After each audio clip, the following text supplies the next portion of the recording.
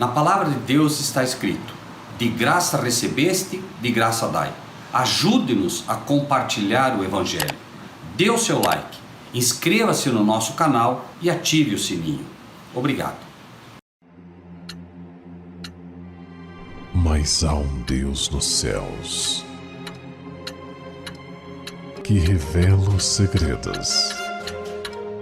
Ele revelou o que vai acontecer no fim dos dias.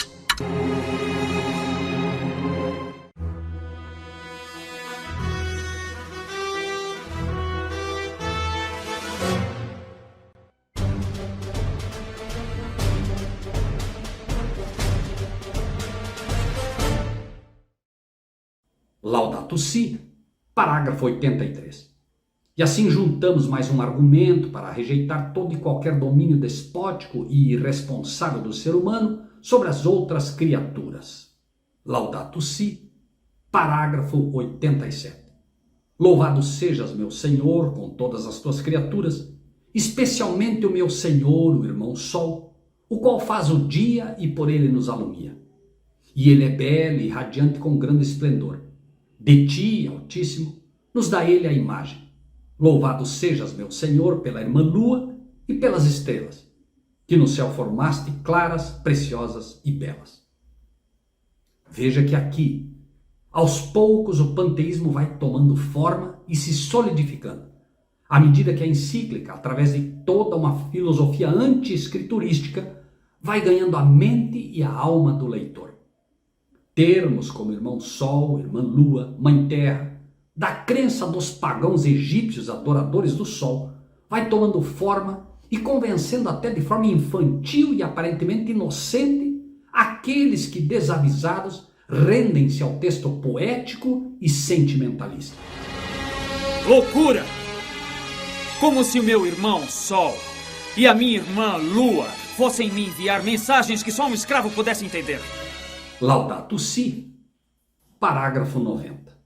Deixamos de notar que alguns se arrastam numa miséria degradante, sem possibilidades reais de melhoria, enquanto outros não sabem sequer que fazer ao que têm.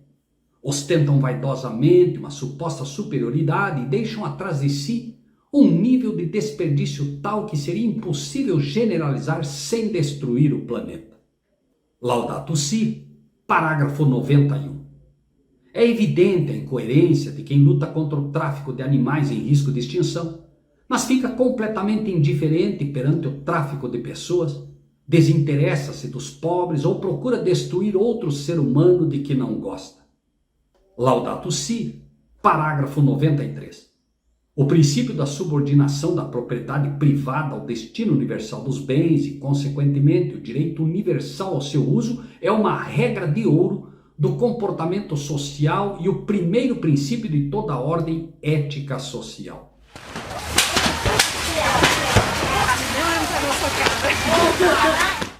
Preste atenção nisso. O princípio da subordinação da propriedade privada, segundo a encíclica, ao destino universal dos bens é uma regra de ouro. O que você acha que irá acontecer com você quando você não aceitar que a sua casa, sua propriedade, deve ser subordinada ao destino universal dos bens?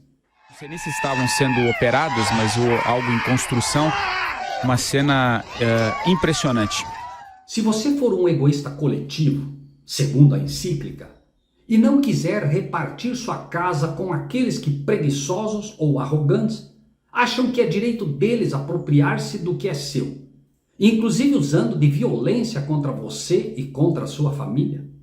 Não, vamos lá. Ele é do MBL. Não sou nada, sou nada. Ele é do MBL. Vamos, vaza. Vaza daqui! Vaza daqui! Vaza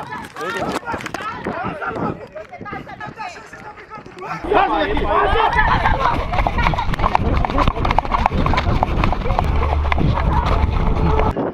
Laudato Si, parágrafo 99. Uma pessoa da Santíssima Trindade inseriu-se no universo criado, partilhando a própria sorte com ele até a cruz. Aqui aparece o segundo pilar, ou fundamento religioso, sobre o qual esta nova ordem é erigida. A crença em um Deus trino, contrária à crença bíblica dos patriarcas, dos profetas e dos discípulos de Cristo, e consequentemente contrária à Bíblia e às Escrituras, que ensina a existência do Deus único e de seu Filho Jesus Cristo. Este pilar será ainda melhor explorado pelo Papa mais adiante. Laudato Si, parágrafo 104. Nunca a humanidade teve tanto poder sobre si mesma, e nada garante que o utilizará bem, sobretudo se considera a maneira como o está a fazer. Basta lembrar as bombas atômicas lançadas em pleno século XX, bem como a grande exibição de tecnologia ostentada pelo nazismo, o comunismo e outros regimes totalitários, e que serviu para o extermínio de milhões de pessoas, sem esquecer que hoje a guerra dispõe de instrumentos cada vez mais mortíferos. Que dizer então daqueles que, enquanto apregoam a paz, por trás fomentam a guerra? Não parece extremamente incoerente que aqueles que no discurso falam de paz, mas que há pouco abençoaram estas mesmas máquinas mortíferas e o sistema que os impetrou? Seria demais dizer que esse é o velho farisaísmo novamente se levantando? Laudato Si, página 105. Talvez disponha de mecanismos superficiais, mas podemos afirmar que o ser humano carece de uma ética sólida, uma cultura e uma espiritualidade que lhe ponham realmente um limite e o contenham dentro de um lúcido domínio de si. E quem seria este que colocaria limite no ser humano dentro de um lúcido domínio de si?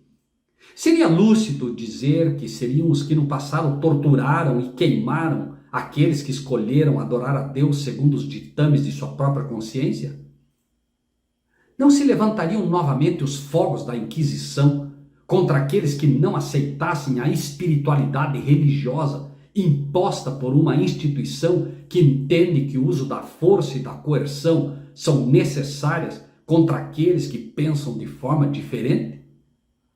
Não seria ainda maior o pecado de se retirar o livre-arbítrio que Deus deu ao ser humano para adorá-lo ou não, do que a simples negativa de pensar diferente? Laudato Si, parágrafo 130. O catecismo ensina que as experimentações sobre os animais só são legítimas desde que não ultrapassem os limites do razoável e contribuam para curar ou poupar vidas humanas. Não existem experimentações que sejam razoáveis para poupar vidas humanas. Deus nunca sancionou nenhum tipo de experimento desta natureza. O homem nunca saberá o seu limite, a menos que isso seja proibido em todas as instâncias. Deus deu as folhas, as frutas e a medicina para tratar do ser humano. Os produtos químicos, drogas farmacêuticas e experimentos em animais nunca fizeram e nem fazem parte dos remédios que Deus estipulou para o ser humano. O desconhecimento ou ignorância do ser humano neste sentido é que tem trazido tantos males à espécie humana. As flores das árvores, diz a palavra de Deus, são para a cura das nações. Laudato Si, parágrafo 133. É difícil emitir um juízo geral sobre o desenvolvimento de organismos modificados geneticamente, OMG, vegetais ou animais, para fins medicinais ou agropecuários, porque podem ser muito diferentes entre si e requer distintas considerações. Embora possa parecer difícil emitir juízo sobre organismos animais modificados geneticamente, essa dificuldade apenas se apresenta porque o homem teima em deixar de atender a Deus na simplicidade em que ele nos ensina em sua palavra. Deus deixa claro que na destruição, através do dilúvio, somente foram permitidos a entrada de animais que não sofreram mutação genética alguma. Não há mutação ou evolução natural legítima que vá transformar uma espécie. O que existe é o enfraquecimento das espécies por conta de uma série de fatores, mas nenhuma delas de forma natural atinge o DNA dessas espécies, de maneira a eliminar o dedo da criação de Deus. É o homem que se intromete naquilo que não sabe, e ao alterar o DNA de animais, apenas acelera irreversivelmente o desequilíbrio do nosso meio ambiente. Diz o texto de Gênesis: das aves conforme a sua espécie, e dos animais conforme a sua espécie, de todo réptil da terra conforme a sua espécie, 2 de cada espécie virão a ti, para os conservar em vida. Gênesis 6:20. Que uma entidade religiosa que se diz autorizada por Deus para interpretar as Escrituras não entenda princípios bíblicos simples como estes é assustador, para não dizer absurdo.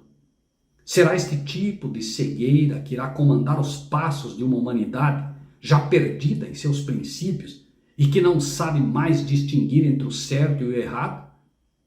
Estará o ser humano realmente querendo dar este passo? Infelizmente, sabemos que sim, pois a palavra de Deus se antecipa, mostrando que infelizmente isto vai acontecer. Vejamos o que uma senhora escreveu falando a respeito deste assunto. Está registrado no livro Spiritual Gifts, volume 3, página 64. Todas as espécies de animais que Deus criara foram preservadas na arca. As espécies confusas que Deus não criou, que eram resultado de amalgamação, foram destruídas pelo dilúvio. Laudato Si, parágrafo 142. Vários países são governados por um sistema institucional precário, à custa do sofrimento do povo e para benefício daqueles que lucram com este estado de coisas. Laudato Si, parágrafo 145. O desaparecimento de uma cultura pode ser tanto ou mais grave do que o desaparecimento de uma espécie animal ou vegetal. 146. Neste sentido, é indispensável prestar atenção especial às comunidades aborígenes com as suas tradições culturais. E o que diríamos então de não uma, mas de 3 nações inteiras que foram varridas da face da terra por não se curvarem ao poder papal? A verdadeira história mostra o que aconteceu aos Érulos, aos Visigodos e aos Ostrogodos, que não se curvaram a este poder. Igualmente, o que diríamos dos povos indígenas, que na época dos jesuítas tiveram sua cultura completamente esmagada a fim de receber a religiosidade romana ou papal?